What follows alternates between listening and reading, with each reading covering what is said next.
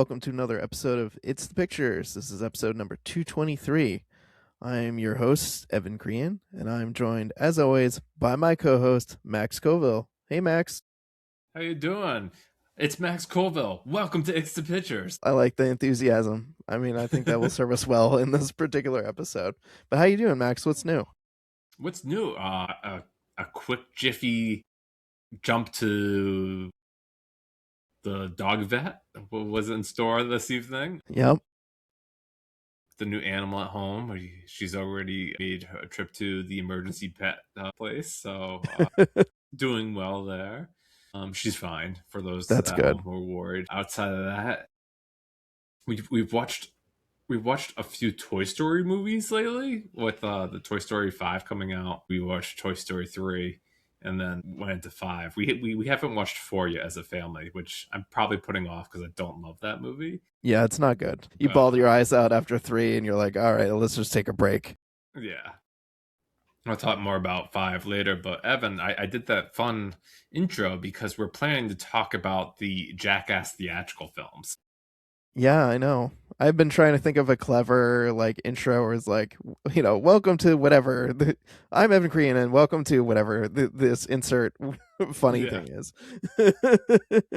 Because there's so many. But yes, we were talking about the Jackass franchise, which I feel like is a little bit uncharacteristic for our show. We typically like zone in on actors or auteurs or like genres, but yeah, I think you and I were just weirdly like, hey, there's another Jackass coming out, or it's supposed to be their final one. We'll see if it Yeah, actually yeah. is. I mean, they're getting pretty old, but yeah. And we said, screw it, let's watch Jackass movies and let's talk about them. And so I think it'll be a fun topic for the episode.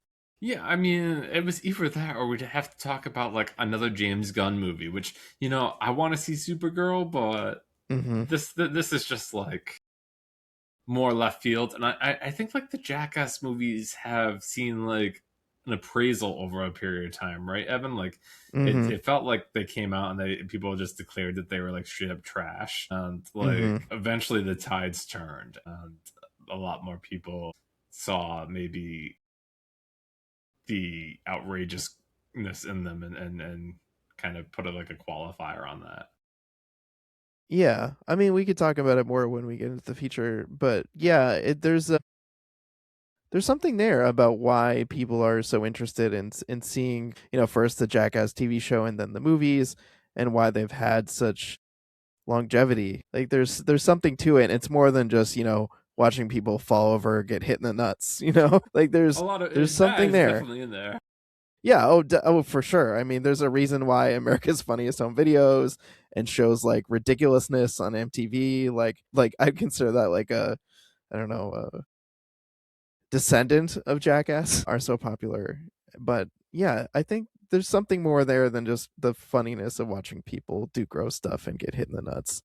But yeah, we'll talk about that more in a couple of minutes. Should we jump into the news? Yeah, sure.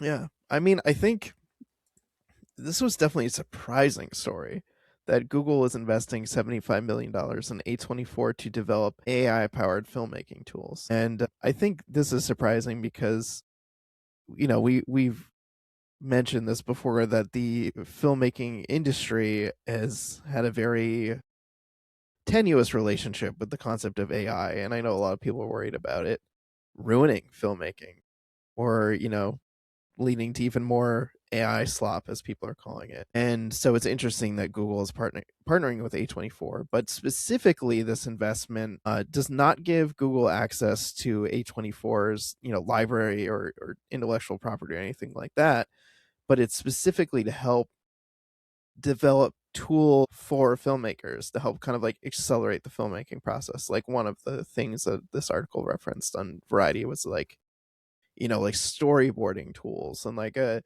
whole new prompting system for being able to like create storyboards like faster and easier. So I think that's definitely intriguing.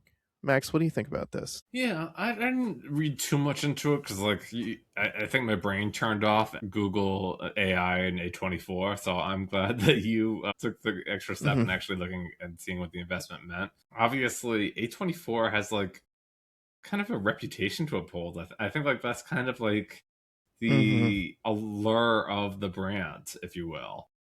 Right. And Yeah. once you start saying, "Oh, well, this brand is okay to be like exploring into AI," like I wonder if I don't know like how many people it's gonna turn off, or like if it will be like a sizable amount. I doubt it, but there's certainly people who like, let's use the phrase drink the A Kool Aid and have Mhm. an A24 membership, and maybe they'll reconsider hearing this news. Yeah. I mean, who the heck knows? I know a lot of people were. I remember people were mad. There was the David Dalmatian movie. Was it like there was like literally like one frame or something that was made by AI, and people like lost their minds over it. So who Yeah, knows yeah, how I people remember are going to that react? horror movie. Yeah, like who knows how people are going to react to this news? I definitely think it's intriguing though. I mean, A24, as you mentioned, is kind of like a first it was kind of like a dark horse studio, but I mean it's built up, a reputation for working with outsiders and auteurs and like being, very edgy in a lot of ways and telling like kind of dynamic, groundbreaking stories that other studios aren't. So it's really fascinating that they're getting in the AI game. But I think this article mentioned it was also kind of tied to a partnership with like a venture capital firm. I think had invested in A24 as well. So it's kind of like kind of makes sense because everyone's always like AI is evil, venture capital is evil, and I don't disagree with them on those things. Yeah, But and I mean, I'm if you're making tools to help filmmakers like accelerate the process and make better art, then okay, I can kind of see it maybe. but like I think like also A24 has kind of been moving in a different direction. I mean, certainly everybody's in movies to make money, I imagine, but Right. like Mhm. certainly more of their movies have.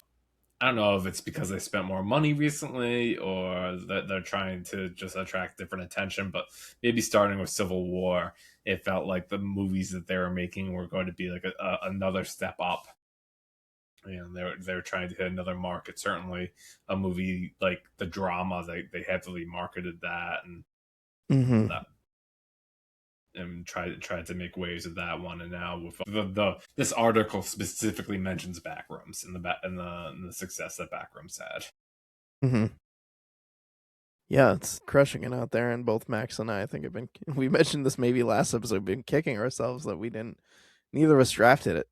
Yeah, no, we didn't do any horror movies, which we'll get our updates shortly. Yeah. Well, it's intriguing. We'll see if anything else interesting comes from this deal.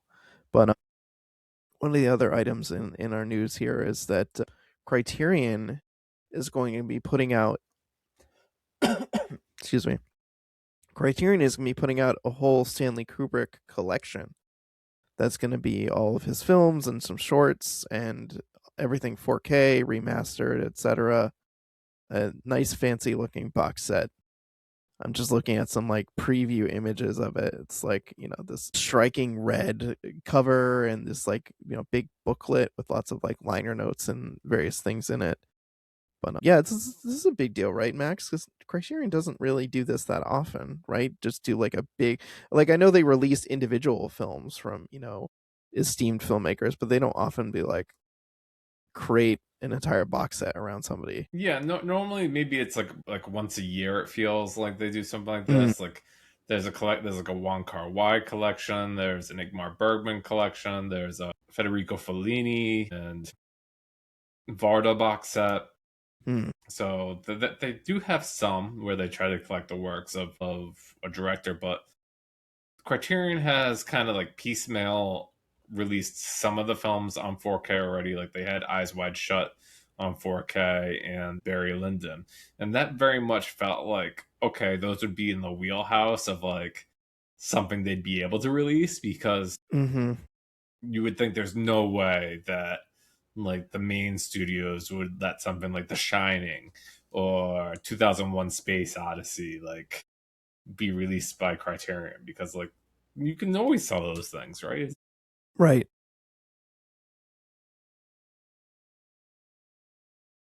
Mm-hmm. And so people thought like maybe, sure, like maybe Criterion would eventually release Lolita on 4K, and that would be kind of it because like Lolita doesn't have a big sales potential, I guess, outside of people who like Kubrick a lot. But when you get a big box like this where you get everything together, all the movies, all the shorts, even stuff that like Kubrick disowned is getting collected here. It says 13 feature films and 3 shorts have all been restored in 4K.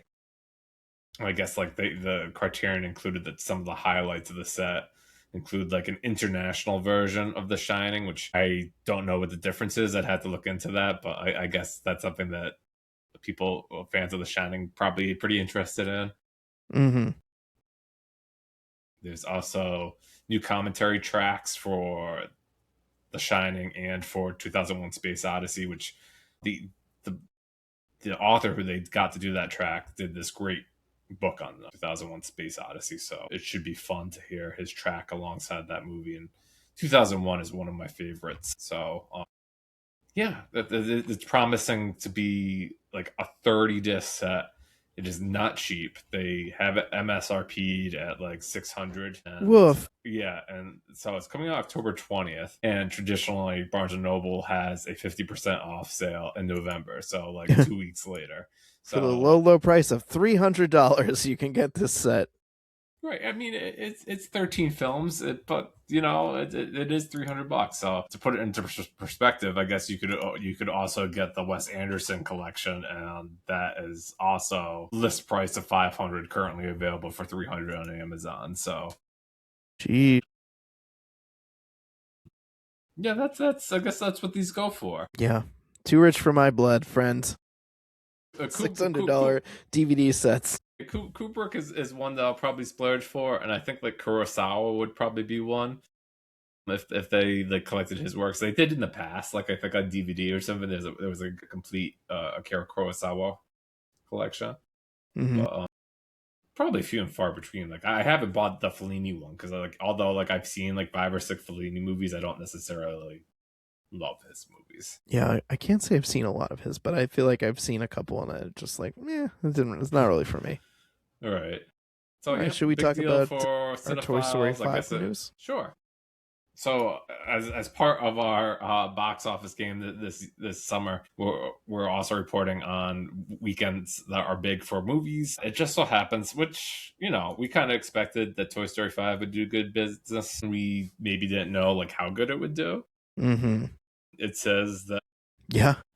as of I guess Sunday morning, they had it predictions at like 160 million, which was the best opening for any movie this year, and the second best opening for an animated film behind Incredibles 2. And you know, 160 million is pretty great for a Friday through Sunday. Yeah. That's a good opening. I guess I'm sure Pixar and Disney are happy to see it because famously the like spin-off that they tried to do, Lightyear, kind of bombed. Mm-hmm. Yeah, and I I know guess Pixar has tried to blame poor box office performance, since the pandemic of like, oh, people want to watch this stuff at home. They don't want to go to the movies anymore. right. But no, I'm looking at the numbers here. Like Deadline reported a $71 million Friday. That's humongous. That's like we're gonna talk about the box office in a little bit in our game, but like Mortal Kombat 2 pulled in 77 million in its entire run. Never mind one day. Yeah. But you know, there was some other stuff on there. Certainly, Disclosure Day was number 2 at the box office for this weekend. The 3 horror movies, Stand Strong, Obsession, Backrooms, and Scary Movie, were also on there. Probably the first bomb of the season is probably that Masters of the Universe, huh, Evan? That just Yeah. it, it didn't make it. Yeah, I haven't heard good things about it. Did you see that one, Max? No, but like I wouldn't say like it's something that I wouldn't see, but it's like Mm-hmm. something that I would wait for like VOD to see at home. Yeah, I get it. And like I didn't grow up with Masters of the Universe, but like I feel like it's probably like really tongue in cheek stupid, like Flash Gordon, and like Mm-hmm. maybe that's how I'd enjoy it. Yeah. Yeah, I feel like I had a vague knowledge of like He-Man, but only from I remember at one point when I was a kid I really wanted a toy that was like a He-Man sword or something that made a bunch Right. of sound effects and stuff. But I don't explicitly remember it because I liked He-Man. I think it was because I liked the toy. Now, if you give me like a Thundercats movie, maybe I'd be into that. Thundercats. Yeah. So, were you at all surprised about the Toy Story 5 box office? I mean, I don't think I'm surprised because, Pixar in the Toy Story franchise is beloved, and I thought, it was going to do well at the box office. But it's definitely surprising it's one of the better ones this year. Yeah. Of like all the ones that we have on our list, movies that we picked, I wouldn't expect it to have performed, as strong as it has. Like it's already earned like at least because I feel like now we're kind of delving into Yeah, the yeah, the we could go update a right little ahead. bit. Yeah. I feel like it's already not that far behind Mandalorian and Grogu just in one weekend. So that's very surprising to me that it's doing as well as it's doing after just one weekend. Right. So I looked at these numbers this morning. Of course, Evans had three movies opened in theaters thus far, with Mandalorian and Grogu at 171 million. Mm-hmm. Disclosure Day currently at 78 million. Devil Wears Prada 2 probably near the end of its run at 219 million. Really glad I picked it. Yeah, that was a bargain for the last movie. Yeah. Then so Evans' total is 468. Where I currently have two movies with Toy Story 5 and coming in at 160 for its opening frame, and Mortal Kombat 2 at 79, which it's not reporting numbers anymore, and it's out on VOD. So I think Mm-hmm. that one's pretty tucked away too. So I'm at the total of 239 million, and we'll probably see Evan's number continue to grow pretty quickly and take a sizable lead before my movies come out because Right. as we Because mentioned at the top, Supergirl is opening mm-hmm. this weekend, and then I think Minions and Monsters opens over the Fourth of July weekend frame, like the following weekend. Mm-hmm. So then we'll just be seeing if Spider-Man, Moana, and the Odyssey can play catch up. Yeah. We'll definitely be interesting to see for sure. I'm happy at least I'm not starting out like in the hole or losing very badly, even if it ends up that you end up winning due to some other films that come out that just make a lot of money. Then I feel pretty good about this selection this year.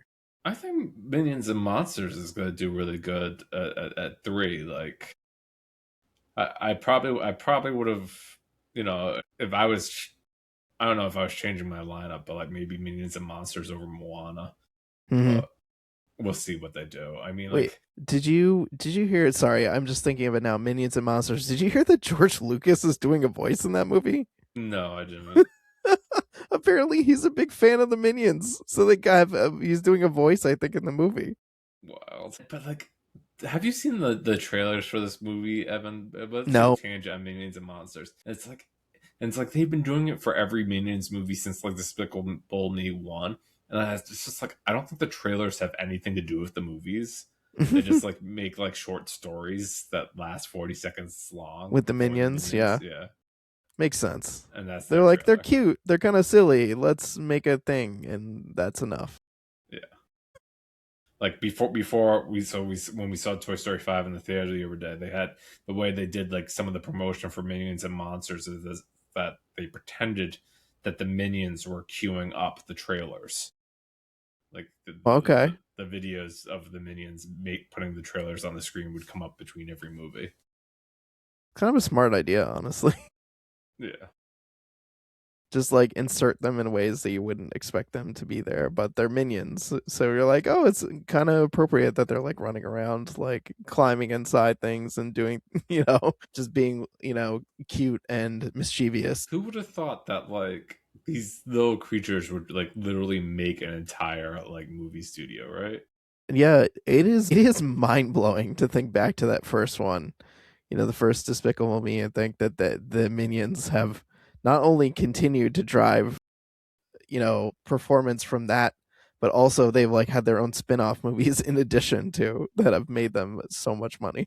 Yeah. Wow. Whoever came up with the minions, like they must be a Character gajillionaire at this design. point. Yes. I hope they were well paid, whoever Yeah. they are. And continue to be well paid from whatever royalties they're making off that. But yeah, interesting so far in the summer box office game, and obviously we'll check in next episode and let you know where we stand now that Max has some more movies coming out. Well, I don't know, Evan. Like we said, 2 weeks from now, you should have a even bigger lead of Supergirl, Minions, and Monsters coming out. So, Huh? We'll see if it holds. All right, so let's jump into talking about Jackass. okay. So did you want to like lead off with like some background of Jackass and like the Yeah, standard people who will show up in most of these and what have you?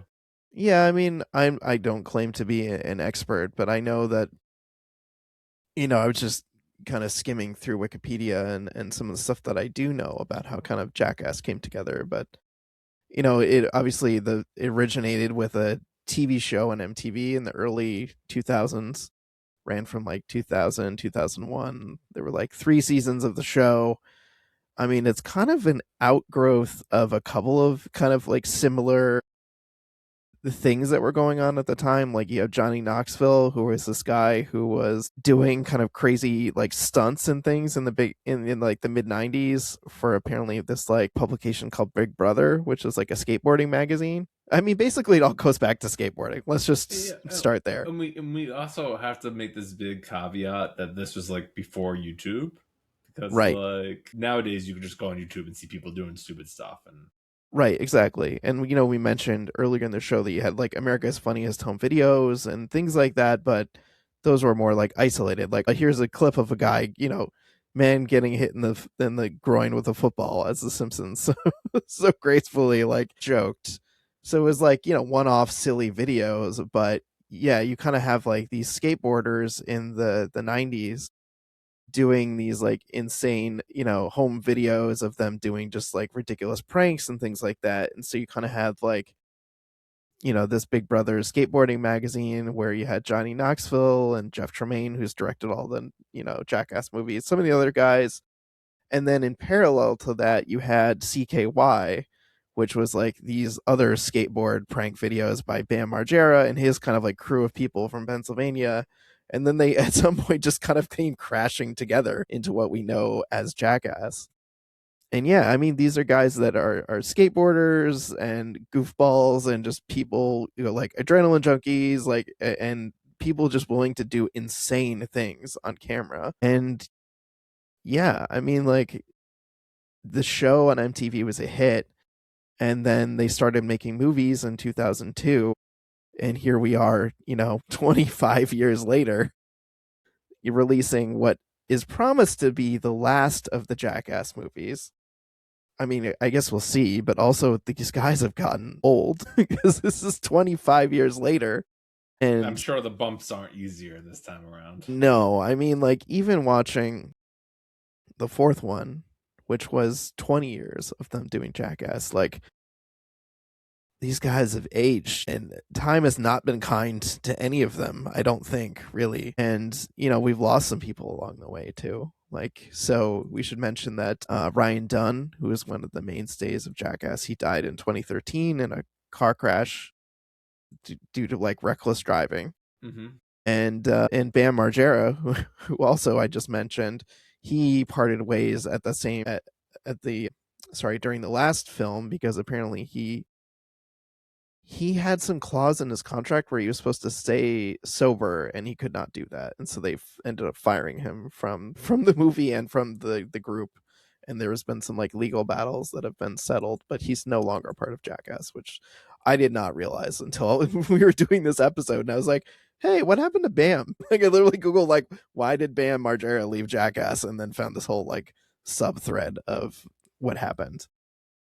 But yeah, Yes, we get it's into it. I'll mention more about that too. Because yeah, like I mean, we'll why probably don't take the movies in order, right? Is that what you want yeah, to do? exactly. Yeah, I was thinking we'll just go through them in order, but why don't we start as we normally like to start with, like, what's your background, Max, on the Jackass franchise? Like, kind of how did you discover it and So whatnot? so Jackass was not probably my cup of tea. Like I Mm, think like I think back to that era, early 2000s. I was like late teens, so the perfect age to watch this. But like, I don't know if like I found like their antics just like ridiculous or didn't really jive with it. But I think when the promise came that they were going to like take what they did on the MTV show and then do it in theaters, that was like a whole another level. Mm-hmm. Like I don't know, Evan. I know that like cable television is different and it has different rules, but then there's also like there's almost like a line between cable television or like I'm saying this back in the 2000s. Who cares? Who even has cable television now? But there was a line. It almost felt like there was a line between like MTV and HBO, right? Right.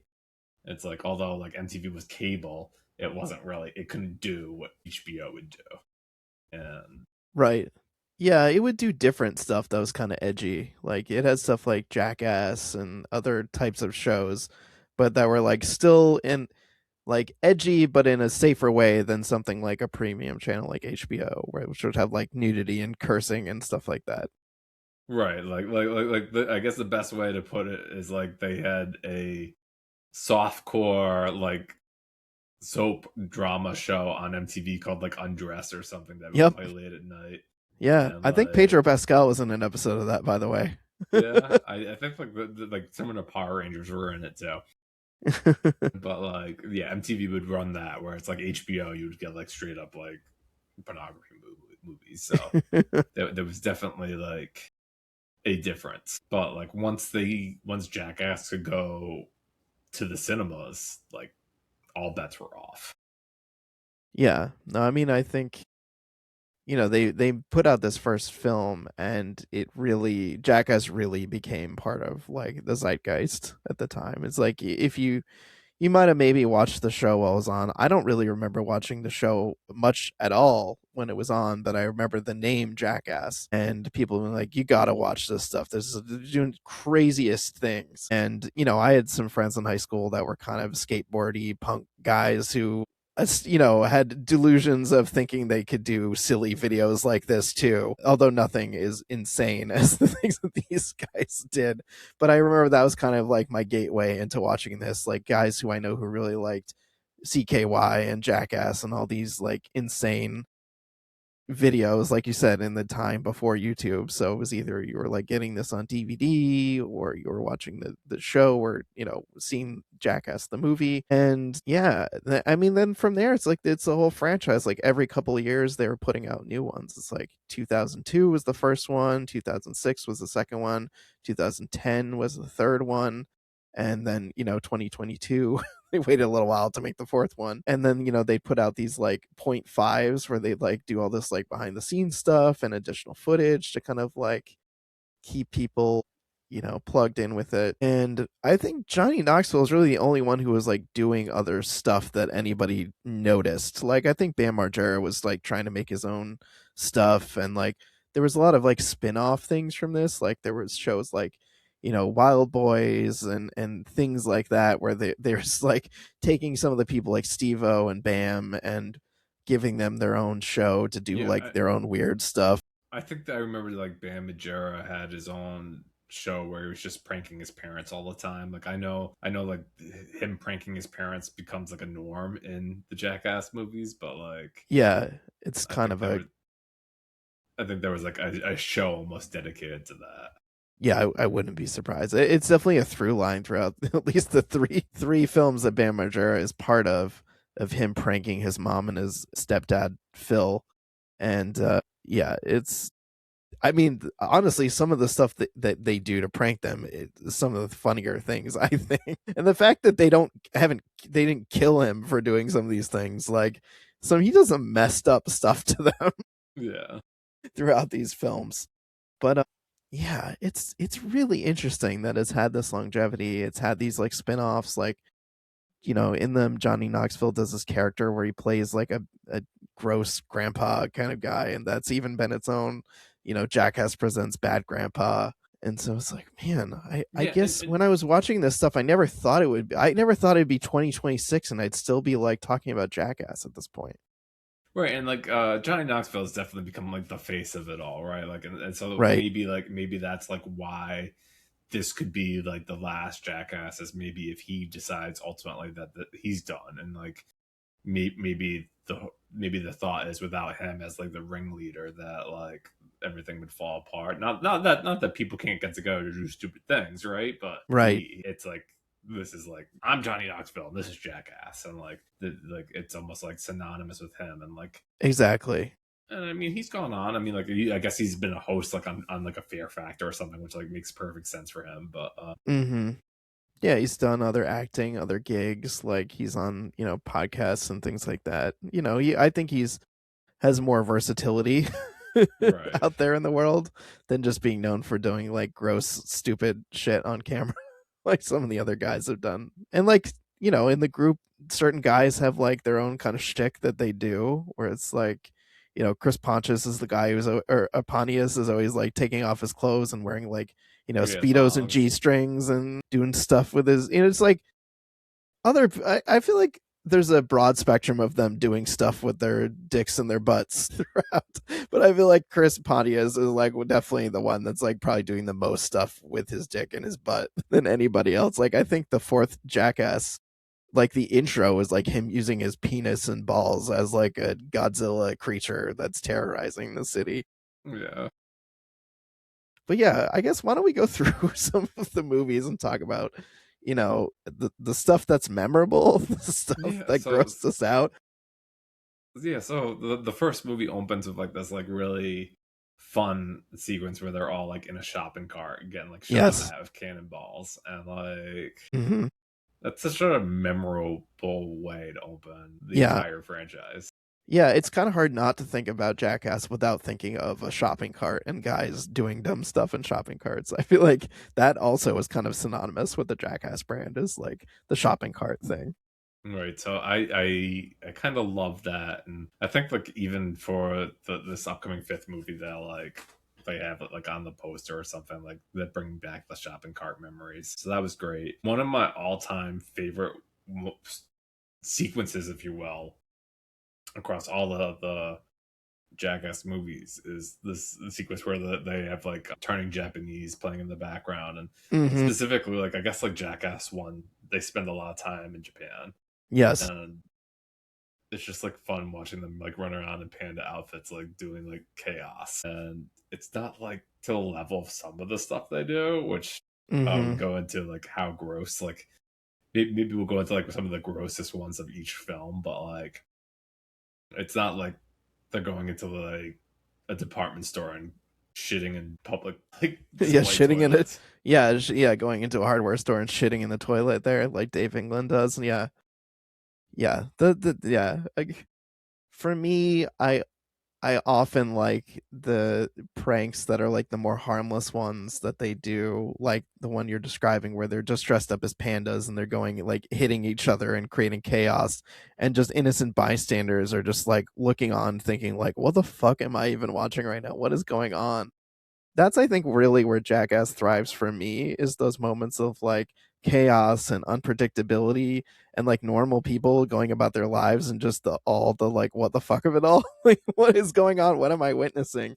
Those are some of my favorite things that they do, and I like severely dislike the stuff that's like the piss and the shit and like the like body mutilation stuff that I'm just like, no, no, I don't need that. Right. So like it's funny. So there's good. I saw like a review on Letterboxd by someone, and they're like simultaneously these movies are like movies about guys being guys, and also some of like the most grotesque body horror movies you could ever see. Yeah, because they like literally abuse their own bodies just for like the yucks, and like they're constantly hitting each other in the balls like for fun, and they're just doing horrific things themselves. You're just like, why did you do that? What, I mean, I get it, you're trying to be edgy, you're trying to, whatever, but damn, man, that's messed up. Yeah. So it was funny when I was watching this, the first one, anyways. It's been a little while, and of course, like there's a lot of like guerrilla filmmaking in the first one where like you can Yeah. tell like they had like really shitty cameras Yeah, and it's like like really grainy in a way that it's so different from watching even because I watched the first one, rewatched the first one, and then watched the fourth one because I was like, if I get to nothing else, I should see the most recent one because I haven't seen that, but I've seen the other three in between, and it was like shocking how grainy and crappy it looked the first one. yeah, it was very much like if you guys are gonna do this, we're gonna give you like no money to do it Hmm. and see what happens. And obviously, it made it a good chunk of change from their return. But yeah, I think like, and I was telling Evan before, like if you watch the most recent one compared to like these earlier ones, it feels like maybe they had the idea to like prank innocent people more or like get a Hmm. rise out of people, whereas Right. like later they were just like, oh, let's see how much we can just like do stuff to each other. Yeah, torture each other or torture like guests that we rope into these like skits. Yeah, because like I guess like one of the very first things you see in the first Jackass movie is them like going to a rental car place and they rent a car and then they bring it to a destruction derby Yep. and they're like, oh, let's return the car. Right. Um, and he's like, well, I'm not paying for the damage to this, and the guy's like, yeah, you are. Yeah. That's the kind of stuff that's like really just like totally bonkers. Like we were talking a little bit off mic via text about like the golf cart section Mhm. where they're just like driving warring golf carts. Like that one I feel like is memorable. One of my favorites from the first one is they keep setting off the fireworks on Bam Margera's dad. Like they wake him up with like fireworks in his bedroom and fireworks in his truck, which is like super dangerous. But Yeah, like that to me that like cracks me up. Or like the department store boxing like Johnny Knoxville is boxing a professional boxer in the middle of a store and just gets like creamed. yeah. What was that in the first one when he's fighting Butterbean? I think it's just Yeah, and like he just his head gets split open because he gets like punched into like a clothing rack or something in the middle of the store, and everyone because they like bring a bell and a referee and everything. Everyone in the store is watching in horror. yep.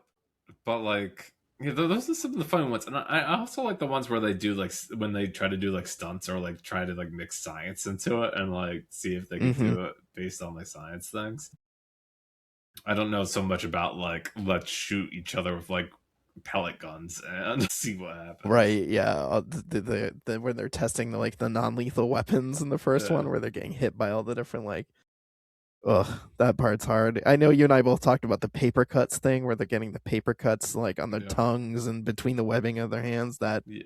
That was just disgusting and horrifying. I wouldn't watch that. I wouldn't watch them snorting wasabi because I'm like I've had wasabi plenty of times. I enjoy wasabi, but like just eating it naturally and your head like you can feel like the burning and like through your nostrils. I'm like I can't imagine. Yeah.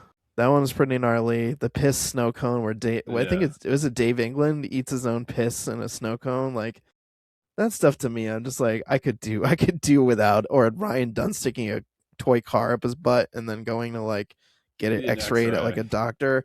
I did not even remember that was like part of the movie. I bring me like do tropical pole vault with Steve-O like that. Do ones like that. That's my preferred Jackass mode.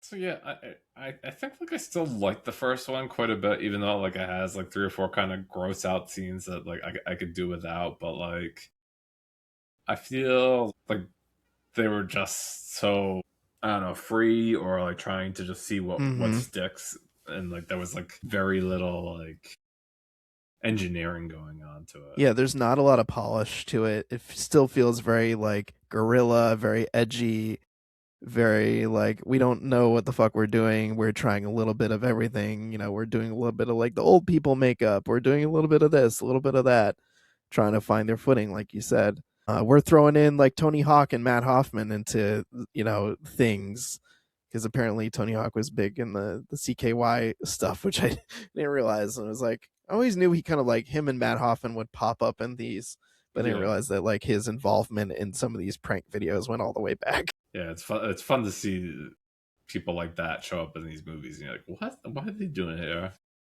Yep. No, Tony Hawk is just loves pranks and silliness, I guess. But yeah, so I feel like, this was a hit. And so they're like, all right, let's make another one. Jackass. It's literally called Jackass number two. Ha. Yeah. I didn't think like anything in this one would be as gross as some of the things in the first one, and then Fishhook comes on, and I was just like, I cannot watch this. Yeah, I can't watch Steve-O stick a fish hook through his mouth on camera. You know what else I can't take?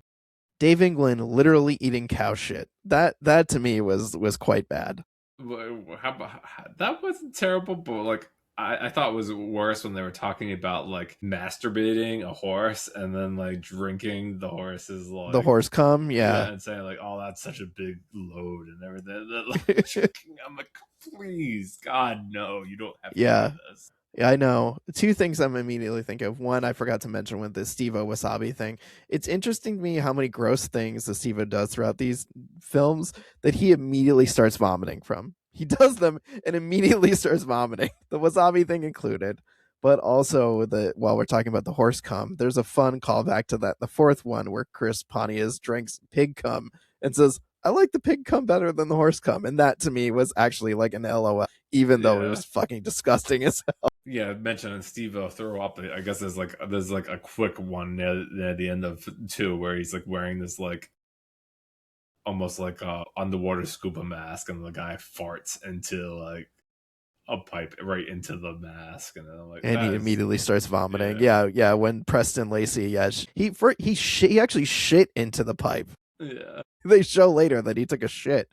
Oh my god. But yeah, that one's pretty gnarly. Also, this kind of sets off I would say the Johnny Knoxville slash Jackass obsession with the bulls and doing things yes, dangerous involving bulls. Like the opening of this film, I think it's probably my favorite of the openers where they're literally running from bulls and like they're getting like crashing into like jumping out of the way, running through houses, getting like trampled by the bulls. Like that's insane. And there's like a bunch of bull related stunts in this and in future films.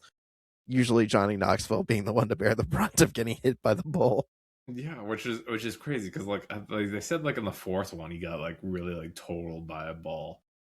Yeah, he got. I think I wrote in my notes Johnny Knoxville got fucked up by that bull. Yeah, because like in the second one here there's like a teeter totter like ball sequence where Hmm. like they'll like quickly jump up and like you don't want to be on the bottom and knocked off by the ball. Right. But I'm everyone like, else has the good sense to jump off, and he's the last person standing on that teeter totter. right, yeah, some of them are like, get me the f out of here, you know. Yeah. Two. This is another like sub genre of their pranks that make me laugh, even though they're just totally wrong. This one has the one where there's the limo that they fill with bees, and all the guys are locked inside, and then as soon as they let them out, they fall on the marbles. It's horrible, but there are some pranks that they do that are like really fucking mean that make me laugh because it's not just the prank itself, it's that they have like layers to the prank where it's like they Yeah, do something horrible and then like they think they've escaped, but now they're like falling into two or three other horrible situations that yeah. they were There's like not one. anticipating. There's one in four. That's probably my favorite all time. Yeah, I Like, think I know the one you're yeah, talking about.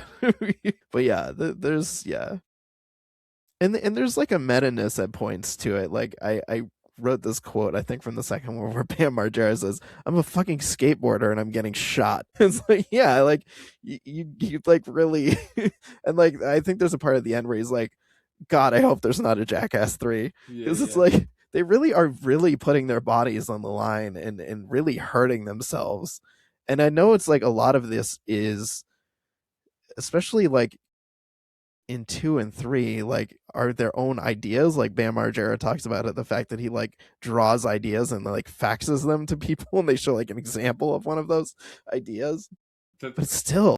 you know what I really liked in two, which is the goofy one, Evan, is like they're like in a hotel lobby and there's like this card on the wall and they Hmm. make increasingly smaller fonts so you have to get closer to read it. And then Yeah, like Knoxville is like behind the wall with like a giant boxing glove and he just like the glove comes out, hits them in the face. And just like that's fantastic. yeah, that's the humor that I'm here for. And there's a prank in 3 that reminds me of that. That is, it's very funny. I like that stuff. I like the Gauntlet, the one where they have all these swinging weights and everyone's trying to like skateboard and do bike tricks through without getting hit by these Oh giant yeah, like swinging weights. And I love at the end, I don't remember who it is blindfolded and somehow makes their way without getting hit by any of the weights, and everyone's cheering. And I also love that aspect of these films. Like they're doing these like bonkers stunts, but like when they nail something or when they do something like really incredible, they capture on film, everyone is like so excited and is like yeah, cheering and is like, yeah, we did it. yeah. There's something really satisfying about that. Two has like one scene like that that I really liked, where it was like almost like them trying to do like a mini loop, and it's like they're on this like Yes. little bike, and they're like going around, and they keep on trying it and failing, and they're like, but they eventually figure it out and get through it. And I'm like, yeah, that's really cool. Yeah.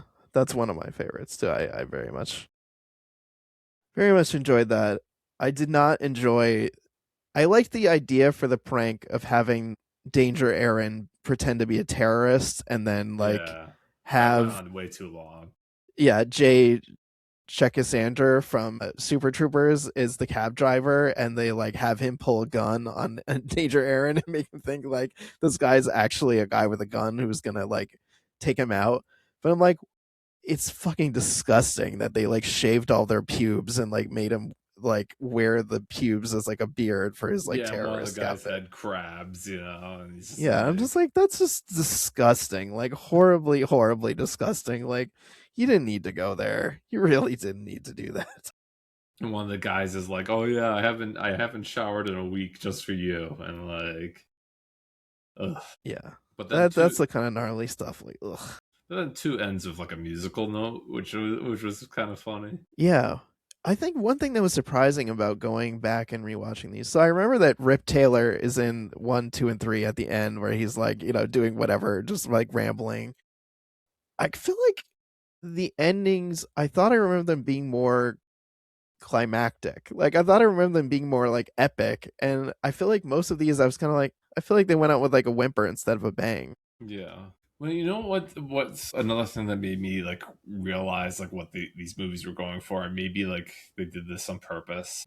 There's one skit in Jackass 2 where they have director John Waters come in, and he's Mm-hmm. he's, he's just playing a magician, and he's like, I'm gonna make Wee Man disappear, and this giant lady jumps on him and makes him disappear. But like, having a director like Waters come in, and like he's like almost like the king of trash films, Right. and I obviously is very much like a wink wink to the camera. Yeah, for sure. I mean, like, these guys, they knew what they were doing. Like they weren't just doing dumb stuff. They understood kind of like the I hate to use the word artistry, but that's the best word I can think of right now. The artistry of what they were doing. Right.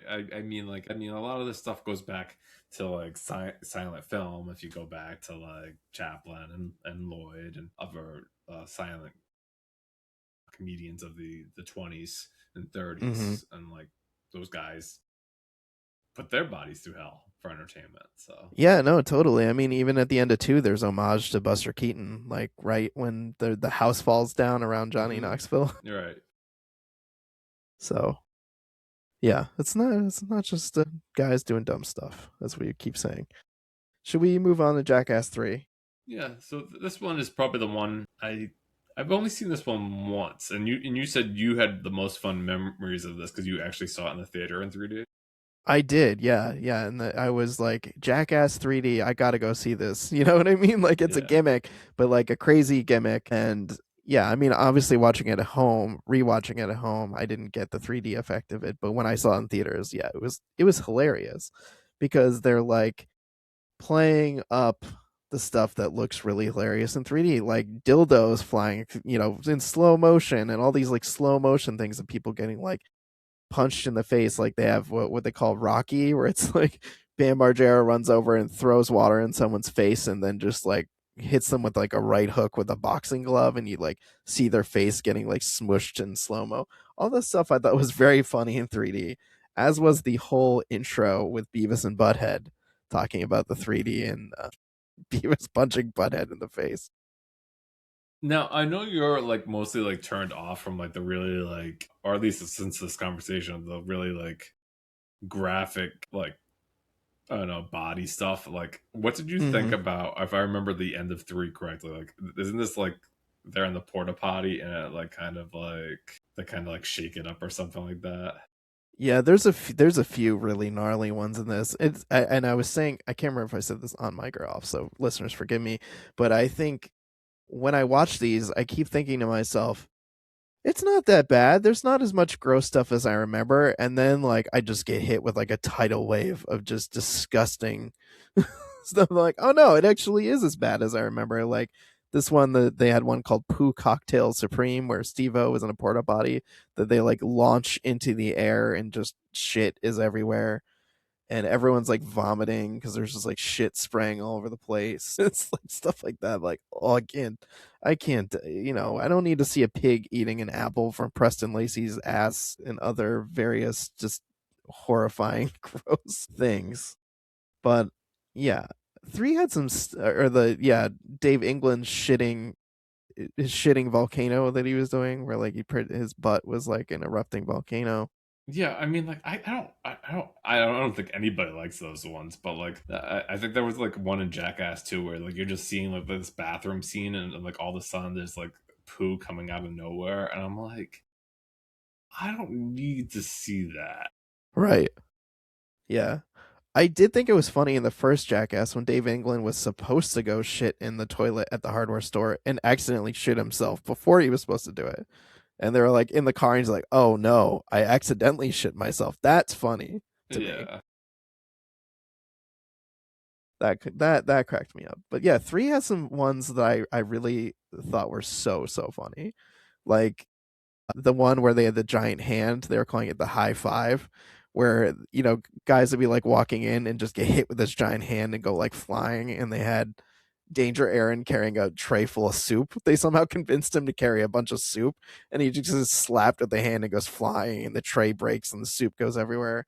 That stuff to me is fucking funny as hell. Or they did one with Bam where they antiqued him. That was a horrible thing that they taught people because at some point I got pranked with that. Somebody antiqued me and I could not get, what was it, baby powder flour off. There was like a layer of it all over my stuff.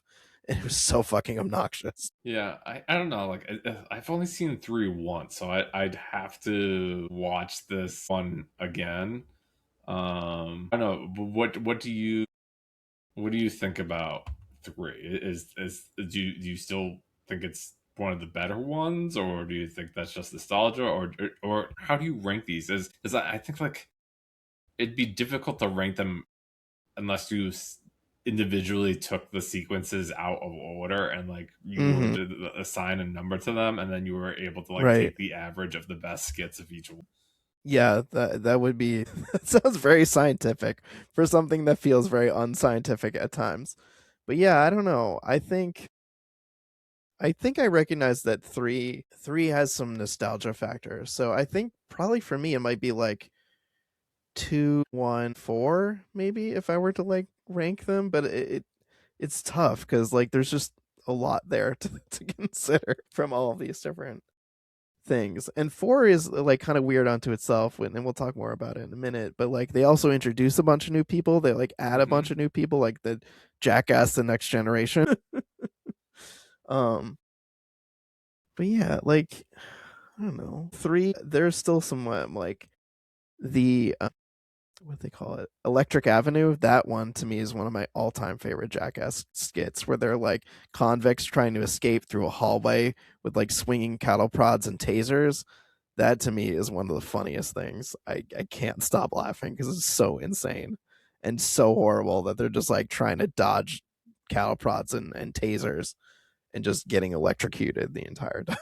Or like they had a scene where it was like Wee Man was at a bar with this woman and her boyfriend comes in and starts yelling at them, and there's just like all of a sudden there's this gigantic fight of little people and they're all like beating the shit out of each other at this bar full of unsuspecting patrons. And then there are like little people dressed as cops that come in to break up the violence, and everyone is just totally befuddled by the entire thing. Now, I guess like what was I thinking about? So I guess before we get into four, like we'll talk about a little bit more of everything that goes down. But is there like a Jackass actor who you're like when you see like a scene around them, you know you're what you're getting into, and you're like shit, and then I gotta see this guy do this thing again. Yeah, so I feel like we talked about Chris Pontius as being like the guy. It's like, all right, is like Dick and Balls are probably going to be somehow factored into this.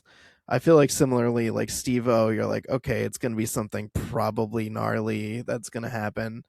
And then basically, anytime Preston Lacey is there, I'm like, okay, there's going to be something really gross here too. They all have their moments. I feel bad for how much they prank on Danger Aaron. I feel like he's kind of the whipping boy of the group, where like they make him do some of the like, most painful stunts and like embarrassing things. Like we talked about the pube beard. He Yeah. also had his tooth yanked out by the Lamborghini. And I don't think he ever replaced the tooth. I think he's just like got a missing tooth in his mouth for like the other stuff. Yeah. So, but like, What about you? yeah, I don't know. Like, I guess like as you said, it's funny. Like, so, I guess like Wee Man, some scenes I like of him, some scenes I don't. But there was one and two which I kind of liked, where he was like, they kind of pranked him where he was supposed to like get cards thrown at him, and he Mm-hmm. thought like he was getting hit by the cards and they were really sharp, but it was actually like electrified the stool that he was on, and like that was kind of funny. It was just like it was all tongue in cheek. Yeah, that was a funny skit. But yeah, I guess as we head into the fourth film was gonna like not have Ryan Dunn due to him passing away, and again, like we said at the beginning, Bam Margera was not brought back. He was He did shoot some content, I guess, for the fourth one, but then he couldn't maintain the sobriety and they booted him. And then I guess he had some like legal battles with them over like being compensated for the work.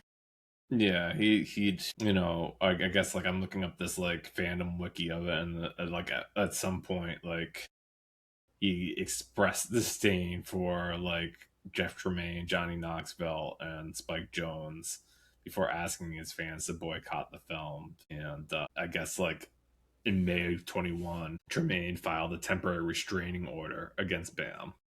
Mm-hmm. And I guess like he was granted an additional 3-year restraining order extended to Tremaine's wife and children after Bam sent the family death threats. Yeah, I mean, like, I don't think it's a great loss for the franchise because I don't like Bam Margera. I think he does some of the meanest stuff to other people. Like in the third one, he's literally just filming himself pissing on other people. Like he's literally just peeing on other people and like filming it from the perspective of his dick. And I was like, this is just trash behavior from somebody. And he's like the textbook definition of can dish it out but can't take it, because like in 2 and 3 he is deathly afraid of snakes, and literally they prank him with like snakes and he's crying, like I Yeah. mean actually crying real fucking tears, and is like, you do so much messed up stuff to other people, and I feel like the fact that you can't take it Well, not only is that, but like, indicative of like who you are as a person, and that's trash in my but like opinion. I think like everybody around him like kind of enabled him, and like this whole idea of Mm-hmm. him pranking his parents and like that being like, hey, cool, you're making a lot of money, we'll put up with it, and like he just got like this air of entitlement around him Yeah. that wasn't really surprising that like he kind of went the way he did. I've heard that they included archival footage of Bam in the fifth movie, so that way, Yeah. people who are like, "Oh, why isn't Bam in it?" can say like, "Oh, now they can see him in it." And Yeah, I mean, like, like, there's like references to other stuff in the credits. I feel like they kind of do like a bit of like nostalgia throwback stuff at the end, like classic clips. Obviously, like a small tribute to Ryan Dunn, and the fourth one does some like revisits to some of their like earlier stuff, or they're like upgrades to some of the the stuff. So I feel like probably a good point to mention. Yeah, Jackass Forever came out in 2022. right after the pandemic, really, because like that's Right. There's still a lot of them is them like wearing masks and other people wearing like PPE and stuff like that, which is kind of an interesting time capsule Yeah. piece. But like, they also have like crazy explosions in the beginning. There's this whole like Godzilla thing. We're also meeting all these new people. We got, Jasper, Rachel Wolfson, a guy who just goes by Poopies, Zach Holmes, Eric Manaka, which I think they add value to a certain degree. Like they all kind of like do their own like crazy things. Like I thought one of the guys, his dad, shows up for like a tarantula thing that was pretty silly. It was like, okay, that was kind of fun.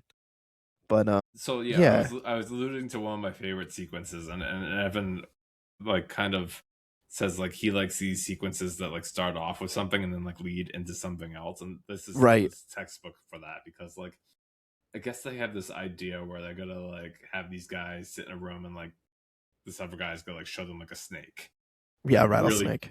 really like poisonous snake, and when they like set it up so like they're stuck in that room and the lights go off and like Yes. like to pretend like the snake is like in there and like they're like I guess Knoxville and like some other guys are around them with like tasers and just like poking Yeah, them with like tasers. night vision goggles, and they're like going around the dark just like poking them, or even just like touching them in a way that makes them feel like the snake's there. And they've got like the sound effect of the snake, like they make a bucket tip over or something like that because they knew the snake was in like a bucket, and so everyone starts like freaking out. And then they like shine a light into like this like little alley and they're like, oh, this is the way out. But of course, when they get through that door, it's just like a sea of like mouse traps and Yeah, there's like pots and pans. They immediately walk into a bunch of pots and pans, and then the other guy, yeah, like you said, he's trying to climb over like a wall of mouse traps, and it's just getting. It's wrong. I shouldn't find this funny, but it's one of the funniest things to me. I was like dying laughing when I was watching this. yeah, it's probably the best sequence in four. I think like I think it's hilarious. Yeah. I think maybe for me, what it is like these guys are really kind of so fearless in so many ways. And like, even if they're scared shitless, they still do these like insane things that no sane person would do, but then they still have these very like rational fears like of rattlesnakes and bears, and like they end up in these situations and they're like you or me, you know what I mean? Like they're just as scared of what's going to happen in them. And so that kind of like brings it back to like they're still vulnerable people who have like very real fears despite the fact that they've done, all kinds of twisted things. Yeah, I'm trying to look here. Like I think the one that we were just talking about was called like Silence of the Lambs. Mhm. But they have another one which comes like right after it, I guess, which is just like another one of those like painful groin things where like one of the Yep. guys like had Steve-O, bees, yeah, all over his bees on his penis and dick. nuts, and like Yeah, no, no thanks. I'll unsubscribe from that one. Yeah. I was very happy of the synergy of the following sketch was called Musical Chair Bags, which featured Rob Dyrdek from Ridiculousness, which like I said is good descendant of Jackass hmm. and America's Funniest Home Videos. And he's there when they're playing musical chairs, and the chairs are loaded with airbags, and they don't know which one is gonna like explode when the person sits in it. That to me is fucking funny. Yeah, and I think like there was one early. No, right at the Silence of the Lambs too. They have this body surfing one right where they had one of the bigger guys. They were like trying to use him to go down like a giant slide. Mm-hmm. And just Yep. like seeing them wipe out in the dirt, you know that had to hurt. Well, yeah, absolutely. And there's like they do a new cup test where they have these like insane situations of like trying to test the cup, like PK Subban like from the NHL is shooting slap shots at a cup, and there's like a softball player pitching fastballs that is guy doing pogo stick on it. Like again, just like classic Jackass callbacks, but insane and upgrades. Like I'm on board for that stuff. I'm on board for the stuff that just feels unconnected to anything in particular, like the marching band one where they're like doing a marching band and they go on a treadmill and they go like all go flying into each other, and Steve-O gets like knocked unconscious. I'm looking at this like cracked website, and like they were like one they mentioned that Butterbean one pretty highly, Evan, but then they also mentioned this one where I remember watching it probably the other day where I guess Knoxville is like on a golf course, and like he's like blasting an air horn where the guys are like trying to like Yeah, really seriously play golf, and they get like so pissed off. They like they throw got their big like mad. Yeah, yeah, they throw their irons like in the woods at them, and like yeah. Those are kind of the I would using air quotes, but the more harmless pranks that yeah. made me laugh throughout the series. Where were you? Like, Were you mentally and physically tired after watching four Jackass movies? yeah, I definitely feel like I got put through the ringer in some ways, but also like it caused me to have this like weird fascination with everything that I was watching in a way that was kind of like, should I delve deeper into the like, should I go back and watch the show? Should I like soak in some of these other like spin-off shows? It's weird for me. It's not what I was expecting to come out of this, of watching all of these movies kind of Good. like back to back. Well. I'm glad you didn't regret your time watching it. Well, most of it. Yeah, I don't regret most of it. But like you, I kind of watch stuff, either half paying attention, the stuff that I really didn't want to see, kind of looking between my hands, like, Yeah, I think I didn't get to rewatch 3 and 4, and like I'd probably turn them on like after we're done with this, and like before going to see the fifth one in the movie theater. Which I wasn't a big proponent of seeing the earlier ones in the movie theater, but like having watched these, I think it would be just like a really fun time to be in a crowd of people watching these guys go through it. So mm-hmm. Yeah. I think also there's kind of that element where it feels more dangerous seeing it in the theater. yeah, Just like you really don't know what's coming in some ways, and you kind of just have to sit there and experience it versus like if you could just like pause it or fast forward it or just like really look away at something else that you have like in your line of vision. It's like when you're in the theater, it's like you're not going to be on your phone if you're, a decent human being. yeah, You're not going to have like books or other things. You're not really, you can't look away. Where are you going to look at the person sitting next to you? So yeah, I get what you're saying about wanting this. I don't know that I'll see it in the theater, but I get why. I get the yeah. impulse. All right. Well, any parting thoughts on the Jackass movies? Yeah, like I said, like I don't know if I can necessarily like at first I thought far and away like I'd be able to pinpoint which one I like the most, but given like the scenes in each one, I don't know if it's possible to say like if I like one more than the other, because Mm-hmm. certainly some of them have higher highs and lower lows. So Yeah, I mean, like any vignette based right, medium, you're gonna have ones that are really funny and other ones that don't really work, and plenty of things in between. That's like, it's a mixed bag. But on balance, I get why the franchise has had such longevity and why people continue to see these. And I mean, I guess I'll be a tiny bit sad if this is truly the last one they do. But I feel like at a certain point you got to hang it up because, like, how long can you? I mean, it was also making me think a lot. If there's a Tony Hawk documentary that came out a couple years ago called Tony Hawk Till the Wheels Fall Off, and it's really the same thing with like the professional skateboard guys. Like they're all in their like 50s pushing 60, and they're still doing it, and their bodies are falling apart, but they don't know any other way to live, and so they're literally just going to skate till they can't anymore. And I kind of get if it's the same thing with the Jackass guys. Like maybe this is all they know and all they can do until they just can't do it anymore. well, certainly someone like Steve-O, right? Like this is it for him. Like he's not gonna go out and have a career. Like maybe Knoxville could be like he has the charisma to be like in front of the camera doing other things, but Mm-hmm. Yep. Alrighty. Well then, I guess before we move on to the what we've been watching segment, let's take a pause for the station identification. So you've been listening to the It's the Pictures podcast. You can follow us on social media. You can find us as It's the Picture, like It's the Pic Pod or It's the Pictures, depending on where you're looking. We are on Instagram, Threads, Blue Sky. And you can also email us, it's the pictures at gmail.com if you want to talk to us about your favorite Jackass stunts, or I don't even know if you feel grossed out by the same things that we're grossed out by or different things. We'd love to hear from you. And let's see, what else? We've got a really fantastic newsletter that Max writes, and he covers all kinds of stuff, not just movies, video games, anime, TV, Blu-ray releases, all kinds of good stuff. Max, what's cooking in the newsletter lately? yeah, I think like, I was on a frenzy when Disclosure Day came out. I had a whole bunch of stuff come out around that period with not only a Disclosure Day review, but talking about Taylor Swift's Toy Story 5 song, which, yes, has Mm, hit number one on the charts. shocking. So next step is, I guess, Oscar nomination.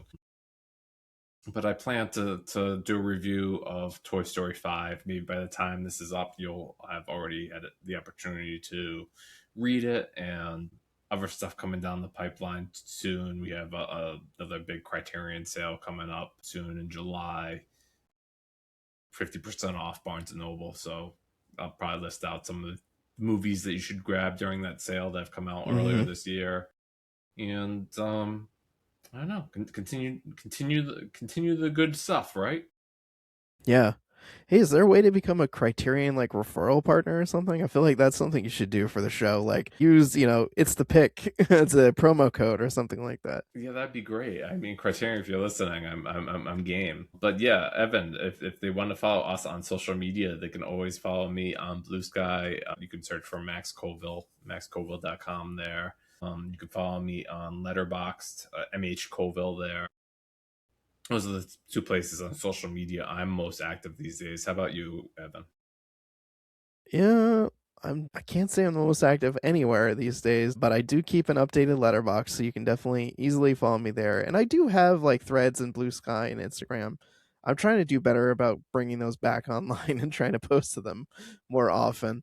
And But and, yeah, and, my and Spoiler go Piece ahead. Theater is still going weekly too, right? Well, yeah, of course. Yeah, But I yeah. mean, like in terms of like me personally, yeah, my handle is real recon. That's real as in film real. You can follow me on social media, and then yes, of course, you can follow me every week at Spoiler Piece Theater, the weekly film review show. Me and Dave Riedel, we talk about new releases, and yeah, we spoil the shit out of the movies. Well, let's move on to what we've been watching. Max, tell me all about Toy Story 5. Yeah, so a little tidbit into my review that I'll be writing. Toy Story 5 takes place maybe 2-3 years after the story of 4, where Jesse and Buzz Lightyear are fully into Bonnie's life and the head of their toy collection. But Bonnie has been having trouble making friends. It seems like a lot of other girls her age have tablet devices. In this case, specifically for Toy Story, they're known as lily pads, and they have Mm-hmm. social media apps kind of built in, and a way for these kids to kind of communicate to each other. And it's so important that they have them. And very quickly, Jesse and friends become like old news, and it's not Mm-hmm. exactly the fault of their own, but also because Lilypad kind of makes them redundant and schemes against them. Mm. So it all leads to Jessie really taking lead in this one. She's definitely Joan Cusack, who does the voice of Jessie, is definitely front and center. This is her story. There's a lot of callbacks to Jessie's intro in Toy Story 2. If you Mm. remember that Jessie's song in Toy Story 2, they play like the instrumental version of that song at the beginning of 5, and I'm like, you can't play that song anymore. That's emotional damage. Oh, the Toy Story thing to me is emotional damage. I don't like Evan. Like I saw this like music video, like anime music video once, and like anime music videos is a whole thing where people like put like famous songs against like clips of anime shows. And the one in particular, they picked like a short film about this girl and her cat, and the anime short is like the cat's life with the girl, and but they put Mm-hmm. like that's Toy Story 2 song, like when she had me, and like you're like, wait, now you're talking about when the cat was alive? And I was like, this is trauma. And so they shouldn't be able to play that song anymore. But I think Toy Story 5 is a lot better than Toy Story 4. Hmm. It seems like they had Andrew Stanton, who I think he did the Wall-E movie, he probably did Finding Nemo, maybe one other, and he wrote the story, and it wasn't like, it didn't seem like a story by committee where like they had like 5 people writing it, where Mm-hmm. which is part of the problem of 4, because 4 had like the antique shop, it had the carnival, it was like it was too busy. Yeah, agreed. This one is very much just Jesse and Lily Pad, and has like a really centralized plot of what it wants to do. That's good. So much so that when they like have Woody come back into the movie, because for those who are unaware of Toy Story lore, Woody really said goodbye at the end of Toy Story 4. And that was like you could see like that being like the swan song of Toy Story, because like Woody said goodbye. But Right. like, no, Woody's just like a walkie-talkie away, and Woody comes back, and I'm just like, this movie goes in such a different direction, Evan. I wouldn't have missed it if Woody wasn't a part of it anymore. Mm-hmm. Like, they did his thing. Right. So I don't Yeah, know. it feels cheap to like end that and then be like, ah, sure, let's just bring him back. Why the fuck not? Right, and I saw like a very scary story, which doesn't surprise me. But like Tom Hanks was recently interviewed. He's like, for each one of these Toy Stories, they have to like make it so that it's worth coming back to do the voice for it, in my opinion. Mm-hmm. But he's like, they could go on and make a Toy Story 6 without me. They have all these like recorded dialogues of me, like all these words, and they could just like string it together with AI. He's like, they don't really need me anymore. And it's like, if they want to continue Toy Story forever with his voice, they could certainly pull it off. That is chilling. Yeah. But is it worth watching? What is the new one any good? Yeah, I liked it. Yeah, yeah, it's certainly better than 4. I think the first 3 are pretty great. Like I'd argue that like it's one of the best trilogies ever. Mm. Wow. Yeah, if you're like matching trilogies up with trilogies, I think like Toy Story 1 through 3 is really really great, but 4 is just really poor. Yeah, it's crap. So to put it lightly. So 5 didn't have to do much to be better than 4, but Makes sense. I still think that 5 has a lot of fun stuff, and like Conan O'Brien is like one of the new toys in this one, and he's fun. That does sound fun. I like Conan O'Brien quite a bit. So yeah, that's my review of Toy Story 5, and I'll have more to say about it on the newsletter. If you've listened to this episode and want to read more, go ahead and go to the It's the Pictures newsletter at www.itsthepictures.com. Evan, you have been watching Cape Fear, but not the Apple TV one. Which one have you I been know. watching?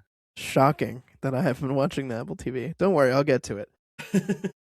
Yeah, I watched the original Cape Fear, the 1962 adaptation starring Gregory Peck and Robert Mitchum, and yeah, I wanted to see it because I'd seen the De Niro Scorsese version from 1990 or 91, I can't remember, and I thought that was really good, and so I was like, I feel like I got to go back and watch the original, maybe go and rewatch, the De Niro one, and then see the new show. And yeah, I really enjoyed the 1962 version, although it makes some very odd choices.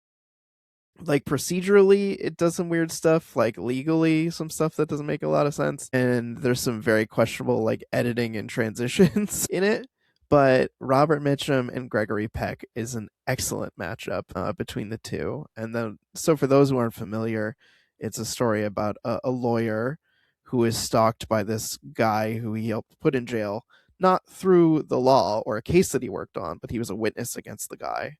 So that lawyer is Gregory Peck, and the ex-con is Robert Mitchum.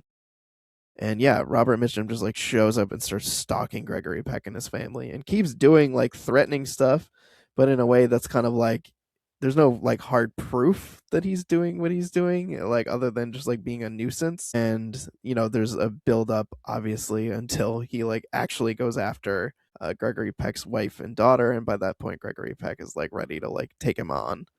And try and take him out. And yeah, I mean they're great performances from the two of them. They're really solid matchup. Robert Mitchum is very menacing, and I'd seen another film of his called Night of the Hunter, where he plays a villain who's Mm-hmm. also very scary and very menacing. And he becomes so very much in this, but it really like the last act, he becomes truly terrifying when he's going after this guy's like wife and daughter. And he's just this real like scary, creepy, like live wire energy where you're just like, ugh, it makes my like skin crawl. And some of the parts of the film I don't want to say it's like graphic violence, but it feels kind of graphic for the era. Some of the Yeah. stuff that's happening in a way that's like, okay, I could see why you could mine this for a remake, and why this could live on in other iterations, because I think there's definitely room seeing it to interpret it differently and more dangerously and scarier, which I feel like the 1991 version definitely is. In that one, I feel like De Niro is very scary, much scarier to me than Robert Mitchum. Now, if I've never seen any of them, you would probably say the Scorsese one would be the one to watch, right? Yeah, I Yeah. think for sure you should see that one. I think this one is definitely worth watching. It's not like bad by any means, but like I said, there's some weird choices, like especially like editing and transitions where you're like, what? That doesn't make any sense. Like, why would they do that? But otherwise, like strong idea and strong execution, like some really great black and white cinematography in the 1962 version. And yeah, Gregory Peck and Robert Mitchum, two actors I very much like. Yeah, sure. I mean, like, I had no like background of Cape Fear outside of like it's an IP that I know of. So Mm-hmm. like when the TV show is coming out or is coming out, I was like, oh, I don't have anything to compare it to. Mm-hmm. And I know like some people already have like fast quips on it and like say like, you know what, this TV series would make a really great movie because like you can watch you can watch like an 8 to 10 hour TV show and be like, oh, like, or you could watch a 2 hour movie to adapt the whole thing. So Mm-hmm. Yeah. I'm definitely looking forward to seeing the TV show, but definitely want to go back and watch the Scorsese version before I do so I can be a Cape Fear completist. But yeah, would definitely recommend watching it. But if you had to pick between the two, like I said, Scorsese all the way. okay, All right, well, I think that wraps things up here for this episode of It's the Pictures. I hope you enjoyed our conversation about the Jackass franchise. I know I definitely did. I think it went some places I wasn't expecting. Intellectually, I mean. well, yeah, So yeah, we'll catch you on the next episode. all right, take care, everyone.